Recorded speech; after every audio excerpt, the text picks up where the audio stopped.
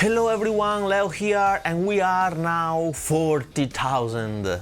What a great achievement for our community. You know, nowadays the word game changer is used a lot, abused I would say. How many times have we seen a YouTube video claiming that there was a new game-changing unit? Countless. In this video I would like to share with you the real game changer experiences I had in my life as a musician, whether they are related to a specific teacher or to a CD or to a specific guitar or piece of gear that have heavily influenced myself. I think that it's the right moment to do this video, especially to somehow now celebrate the 40,000 milestone. Let's begin. I think that I had the first game-changing experience when I was 4 or 5 years old. You know, because of my mother and my sister, there were always the radio playing 80s hits during the day. But when my father returned home, he always wanted to listen classical music. I remember like it was yesterday that one day when I was around 4 or 5, he returned home with a new stereo, with the big speakers and a brand new turntable. He mounted everything and then he said, "Leo, sit down and listen to real great music." He then put Stravinsky Firebird vinyl in the turntable, he raises the volume and he sits down close to me. We listened the whole album without saying a word. Then, when finished, I said, "Daddy, can you play it again?" I think that that music was not just music, it was an experience with a lot of instruments, very soft playing, and then the orchestra all of a sudden seems to explode. You have trombones playing hardly with really terrifying music, and then mallets that seems like a joke, and then some romantic violins playing touching melodies. For someone used to pop music, it was kind of an incomprehensible and unconventional journey, at the same time terrifying and delightful. As a 5 years little boy, obviously I was not understanding anything, but I think that I was captivated by that apparently senseless successions of sounds and experiences. I think it changed my way of thinking about music. Music was not just something to put in background when you are doing something else. Music can really move you deeply. The second game-changing experience was related to this, a flute. You know, in Italy, at the primary school, for 1 hour a week only, we play the flute. And I remember the first time we played a little tune together in our classroom, where each of us was playing a different part. You know, when many instruments play together and the harmony and the melody are resonating together in the air, something magical happened. Playing with my classmates together was so beautiful. This was really a game changer, you know, being part of a group of persons resonating together and forming those beautiful harmonies and melodies is so incredibly nice and joyful. I think the power of music is bringing together peacefully people, and that power is so under-evaluated in our school today, but this is another story. Then I started playing for hours the flute along with my favorite albums, trying to improvise by ear. Well, I have no idea what was coming out. I think it might have been terrible for a listener hearing me at that time, but those moments of total freedom were really important for my growth as a musician. Then I think around 12, a friend of mine made me listen to this CD, The Wall by Pink Floyd. This was really another game changer. I was totally captured by that music, and of course I felt in love with Gilmour and his guitar, and I started asking my mother for a guitar. She was so nice to buy me a super nice red Strat, and my journey began. Around 14, I thought it was time to take some lessons, and I really wanted to start from the basic, so I started taking classical guitar lessons from a very good teacher called Bruno Pizzuti. I studied classical guitar for around 3 years, and these years were very formative. I learned that discipline was fundamental to learn an instrument. I learned that you really need dedication. You have to study every single day. But I think that the best lesson I learned is the importance of our tone. You know, with a classical guitar, you are totally naked. No amp, no pick, just yourself with your nails playing. The tone you get is totally up to us. How we pick the note with our fingers, how we cut our nails, what string we use, etc. My teacher was obsessed by the tone, and he actually transmitted me that obsession. I remember countless of hours trying different inclination of my fingers, learning the right position of the guitar, etc. Those years were really super formative in order to have the right mentality and dedication to our beloved instrument. Then I heard Joe Satriani playing Always With Me, Always With You on MTV. Man, that song is so beautiful, and Joe playing is incredible, fluid, emotional, and very connected with me. I felt in love with Joe music, and of course I then started listening to all the amazing guitar heroes we all love, Nuno Bettencourt, Steve Vai, etc. I started trying to learn everything I could about guitar virtuoso. And I started watching countless of instructional videos. The most meaningful were, for sure, Vinnie Moore, Advanced Lead Guitar Techniques, and the Paul Gilbert instructional video. With those videos, I actually learned to correctly pick the guitar. Then I would mention Mimi Fox instructional videos. There is a specific one with a session dedicated to improve your sense of time. This is really super important, with some exercises that I'm still doing today, as they really help to shape our sense of time. Another turning point for me as a musician was hearing at the radio Stan Getz playing the saxophone in this CD with Bill Evans at the piano. I felt so in love with the playing style of Stan Getz. It's so hilarious and so simple and complicated at the same time. Well, I actually started my journey in jazz music and jazz guitar due to Stan Getz.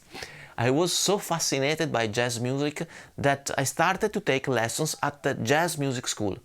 I remember especially the ear training lessons with a local sax player called Maurizio Caldura. This was a real game-changing experience. I remember we did collective ear training lessons, and during one lesson Maurizio asked me to recognize two chords. He played at the piano a major seventh and then a minor chord, and he asked me to tell which was the minor and which the major. I failed. He woke up from the piano where he was sitting, looking straight into my eyes and shouting, "Leo, how could you ever think to be a musician if you even are not able to distinguish one chord from the other?" Maurizio was actually right. I really needed to step up the game. I started studying like crazy ear training. I was very determined. I wake up every day, 30 minutes earlier, and before going to school I was doing my ear training exercises. Maurizio has had such a big influence in my life as a musician. He always told me the truth. He was very rude, but he was right, pushing me forward. Those ear training lessons with him have been so incredibly important for me. I went totally crazy about ear training. I also tried some online method to achieve the perfect pitch, and even if I failed, my ears have improved a lot. And ear training is still a big part of my everyday training activity. So thank you so much, Maurizio, for your priceless lessons. This was also the period when I discovered Pat Metheny. I mean, Pat music has really been a game-changing experience in my life. He has influenced so much my style and the way I compose music. I think that in some of my songs maybe you can clearly hear my rock and jazz fusion influences. When, for instance, in a rock song I try to put those vocals harmonies that of course are inspired by Pat Metheny. Game changer CDs for me from Pat are Travis, First Circle and of course Beyond the Missouri Sky. In Travis there is Nana Vasconcelos that plays drums and sings. He sings so marvelously. All the imperfections in his voice are so musical, and his tone is marvelous and evocative. I'm so in love with his way of singing. His voice is what inspired me when I try to push some vocal harmonies in my music. In the CD Travis there is a song called Goodbye. That song is so lovely and Nana sings so nicely. Once again, his imperfections are what rises the song to a totally new level. And what can I say about First Circle? This is simply one of the best music pieces ever composed. The artistic vision, the beautiful theme, the Lyle Mays piano solo, the harmony. Once again, for me it is one of the best music ever written. And what can I say about Beyond the Missouri Sky? Here you have Pat together with Charlie Haden, just guitar and bass. One word to describe it, beauty. This is just the most close representation of beautiful guitar solos, beautiful interplay between musicians, beautiful melodies. Everything is just beautiful. For me, it sets the bar for what a great guitar solo can be. And now, let me switch to a sort of life game-changing experience I had. Actually, I was playing a live show with my band. I was playing what we called a triad. I mean, 3 songs mixed one after the other that were U2, Until the End of the World, Jimmy, Voodoo Child and Extreme Rest in Peace. During the solo of Voodoo Child, something magical happened. My hands were just playing and I felt kind of becoming at the same time the player and the listener. I mean, I was playing, but I was also enjoying the music with the audience at the same time. Everything was perfect. The band was playing marvelously. I was playing things that I was even not aware of being able to play. And I was just enjoying the moment. This is something similar to what marathoners achieve when they reach the flow. I mean, they just run and their mind is in a totally different place. They don't feel fatigue. Everything around you disappears. It's such a magical experience. I remember that after the concert, I received a lot of congratulations from the audience and my bandmate told me that I played like never before. I was totally overwhelmed. I didn't understand what had just happened. How could have I reached that level of confidence, that level of pure joy while playing? Why my hands were just playing and ideas were flowing without having to think about anything, but just enjoying the music? This was really a game-changing experience for me. I remember I returned home exhausted. I then sit in my bed with my face in my hand and I literally started crying like a baby, just saying, how can I make it happen again? How can I reach that level? Can I do it again? I was crying and speaking nonsense until my mother and my sister wake up. Leo, what's happening? Told me my mother. Why are you crying? And I was continuing saying, what was that? How can I do it again? My mother was so worried. She never saw me in that status. I remember that the day after she called my friends, asked me what I did that night. Guys, it was just the power of music. When everything is perfect, when your tone is great, when your band mates play wonderfully and the interplay is perfect, when the public reacts and enjoy your music, and then you enter in that status of flow, when you are at the same time the guitar player and you are enjoying the music like you were among the audience. The time just stops, the music elevates us, our bandmates and our public, and we are all in heaven. Okay, another game-changing moment in my life was listening to Rachmaninov Rach 3, the famous piano concert. I remember that the first time I heard it, I was thinking it just wasn't the music for me. I didn't like it at all. But then, the day after, I felt the need to listen it again. I was kind of hearing a voice inside me whispering, listen it again. Listen Rachmaninov again. Try to understand it. So I kept listening it again and again. And guys, I started understanding it. I started memorizing it and I started loving it deeply. You know, the Rach 3 is a kind of monumental. It is an adventurous trip through the most different life experiences a human being can go through. You have happiness, sadness, melancholy, everything you can think about. And of course there is a virtuosity aspect pretty important, I would say, which is not an end in itself, but at the service of the music and the emotions Rachmaninov wanted to transmit. The greatest lesson I derived is that the things that seem most distant from your way of being, that perhaps you don't like or don't understand, are exactly the things that can enrich you the most. This is true in music as in life. If I can suggest something significant, it is precisely to listen to the music you think you won't like, because from that music you might gain benefits and enrich yourself. Okay, let's move on. I would now mention the most recent and absolutely game-changing decision I have done in my life, which is this channel. I started it at the end of 2017, beginning of 2018. The initial purpose was just to share my music, and in fact the first videos are just about me playing my songs.